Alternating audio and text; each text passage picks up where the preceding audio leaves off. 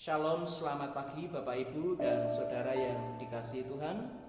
Damai sejahtera yang daripada Tuhan kita Yesus Kristus menyertai kita sekalian saat pagi hari ini.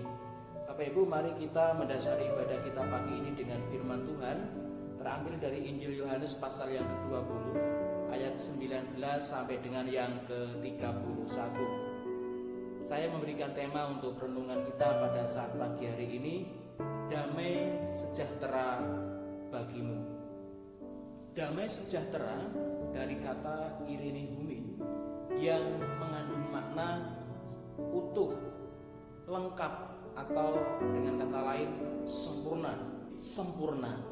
Jadi saudara-saudara yang dikasihi Tuhan, segala sesuatu akan menjadi lengkap, akan menjadi utuh, akan menjadi sempurna ketika segala sesuatu itu plus Tuhan. Gereja plus Tuhan utuh, lengkap, sempurna. Keluarga plus Tuhan akan menjadi lengkap, utuh, sempurna. Hidup saya dan saudara plus Tuhan maka akan menjadi sempurna, lengkap, atau utuh. Bapak, Ibu, dan Saudara yang dikasihi Tuhan, jadi Tuhan hadir di tengah-tengah kehidupan para murid dalam ketakutan mereka, dalam persembunyian mereka, dengan memberikan salam damai sejahtera aku berikan kepadamu adalah untuk mengutuhkan, menyempurnakan, melengkapi kehidupan para murid waktu itu. Saudara yang dikasihi Tuhan, semua orang pasti menginginkan sesuatu yang utuh, sesuatu yang sempurna, sesuatu yang lengkap. Baik anak kecil maupun orang dewasa maupun yang sudah sepuh-sepuh pasti menginginkan segala sesuatu yang utuh, lengkap, atau sempurna. Kita sebagai orang tua ingin anak kita sempurna. Anak-anak ingin melihat orang tuanya menjadi sempurna. Suami ingin melihat istrinya sempurna. Sebaliknya, istri juga ingin suaminya menjadi sempurna. Semua ingin menjadi sempurna.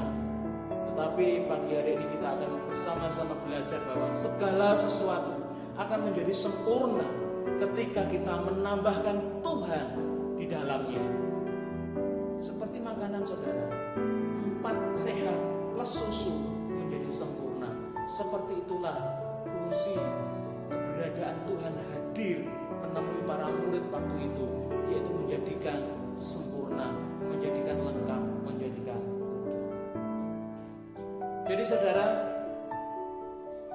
ketika Tuhan Yesus Kristus hadir di tengah-tengah para murid yang mengalami ketakutan waktu itu, benar-benar kehadiran Tuhan itu melengkapi kehidupan para murid saat itu.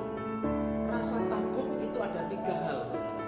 Yang pertama, takut yang alami. Contoh, kita takut akan ulat bulu, kita takut akan ular, kita takut akan buaya. Itu adalah ketakutan yang alami yang akan melahirkan sikap waspada, sikap hati-hati terhadap binatang-binatang itu. Yang kedua adalah sikap takut yang tidak bermanfaat. Dan inilah yang dialami oleh para murid. Takut yang tidak bermanfaat, takut yang merugikan dirinya sendiri, takut yang membelenggunya, mengungkungnya, sehingga dia tidak dapat berbuat apapun. Untuk dirinya sendiri pun tidak, untuk orang lain pun tidak, apalagi untuk Tuhan. Yang ketiga adalah takut yang bermanfaat. Ketika seseorang memiliki rasa takut akan Tuhan, maka hidupnya akan penuh menghasilkan buah-buah roh, buah-buah yang untuk kemuliaan nama Tuhan, akan menjadi dampak bagi orang lain, akan menjadi berkat bagi orang lain, akan menjadi berkat bagi keluarganya, untuk dirinya. Nah, saudara yang dikasihi Tuhan, Tuhan Yesus Kristus hadir membuat ketakutan yang tidak bermanfaat tadi, para murid yang mengalami itu tadi, diubahkan Tuhan mengalami sukacita yang luar biasa. Sukacita yang berasal dari Tuhan itu bersifat kekal, berbeda dengan sukacita yang ditawarkan oleh dunia ini. Saudara, ketika panjenengan memberi sesuatu yang baru, entah handphone, entah apapun, panjenengan pasti merasa sangat senang sekali, sangat merasa bangga sekali, sangat merasa sukacita sekali. Tapi berapa lama sukacita itu akan bertahan? 1 bulan? 1 tahun?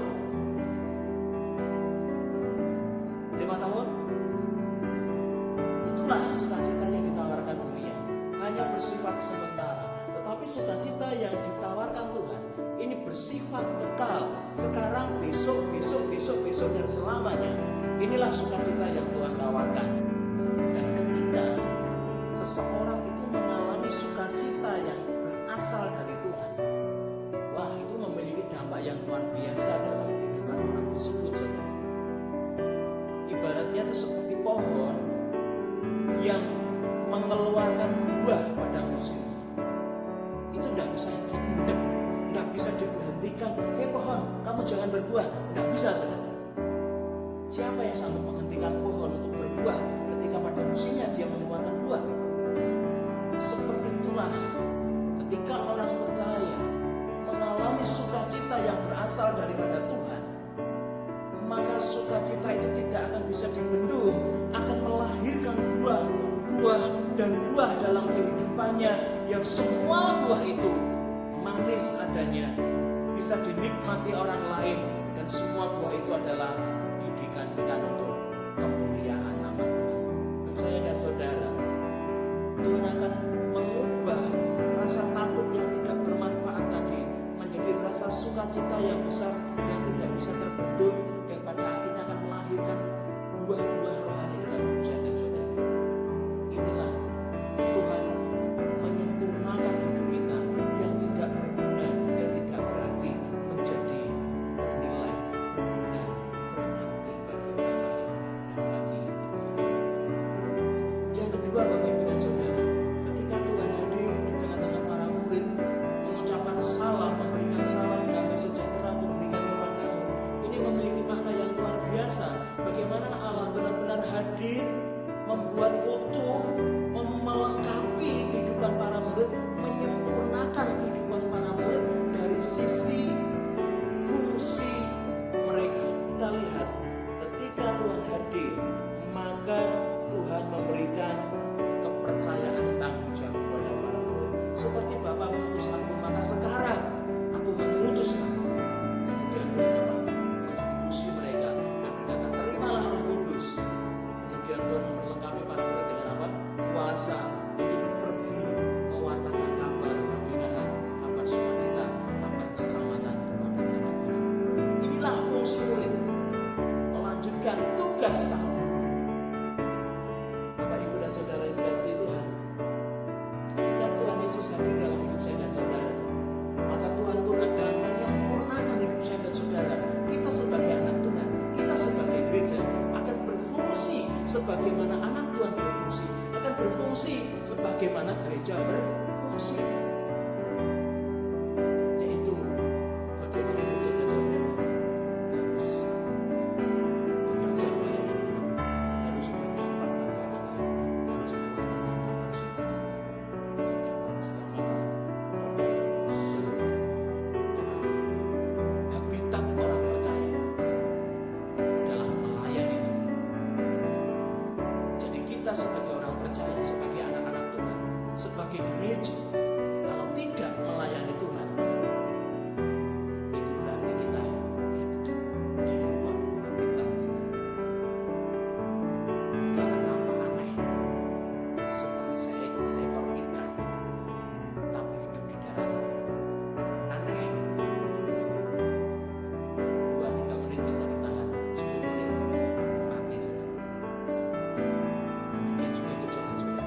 Ketika hidup kita di luar habitat kita, yaitu melayani Tuhan, 1-2-3 menit sudah tahan.